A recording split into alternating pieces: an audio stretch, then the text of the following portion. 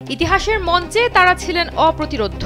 তাদের হাতে ছিল কোটি মানুষের ভাগ্য নিয়ন্ত্রণের চাবিকাঠি। কিন্তু ইতিহাস কখনোই শুধু বিজয়ের গল্প লেখে না, লেখে পতনের অনিবার্য পরিণতিও। ক্ষমতার মসনদে বসে যারা দেশ শাসন করেছেন, কখনো তারা নায়ক, কখনো বিতর্কের কেন্দ্রবিন্দু।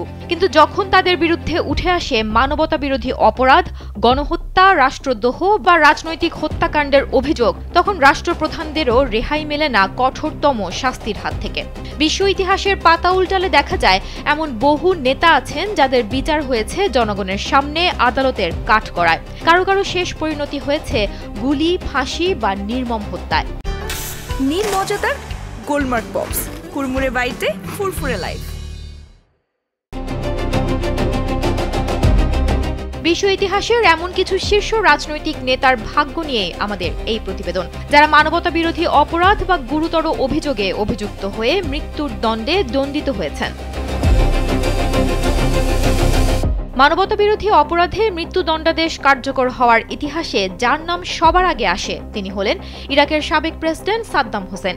2003 সালে ক্ষমতাচ্যুত হওয়ার পর তাকে গ্রেফতার করা হয়। তার বিরুদ্ধে প্রধান অভিযোগ ছিল হত্যা ও নির্যাতনের মতো গুরুতর মানবতা বিরোধী অপরাধ।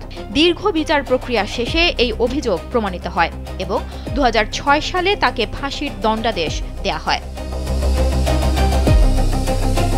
এরপরই উঠে আসে দক্ষিণ এশিয়ার এক প্রভাবশালী নেতার নাম, পাকিস্তানের সাবেক প্রধানমন্ত্রী জুলফিকার আলী ভুট্টো। ক্ষমতাচ্যুত হওয়ার পর 1978 সালে তাকে রাজনৈতিক প্রতিপক্ষকে হত্যার অভিযোগে অভিযুক্ত করা হয়। বিচার শেষে দোষী সাব্যস্ত হয়ে তাকে 1979 সালে ফাঁসির দণ্ডে দণ্ডিত করা হয়।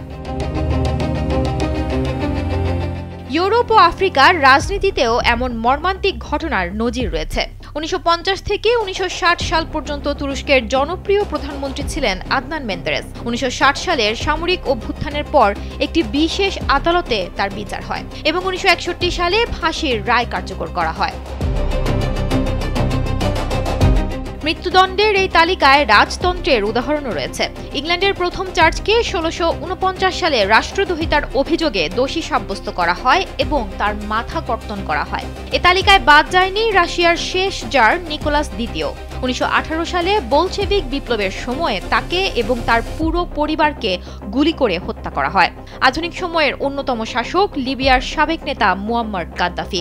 এই নেতার পরিণতিও ছিল মর্মান্তিক। 2011 সালে গৃহযুদ্ধে ক্ষমতাচ্যুত হওয়ার পর তাকে প্রকাশ্যে ধরে মৃত্যুদণ্ড দেয়া হয়।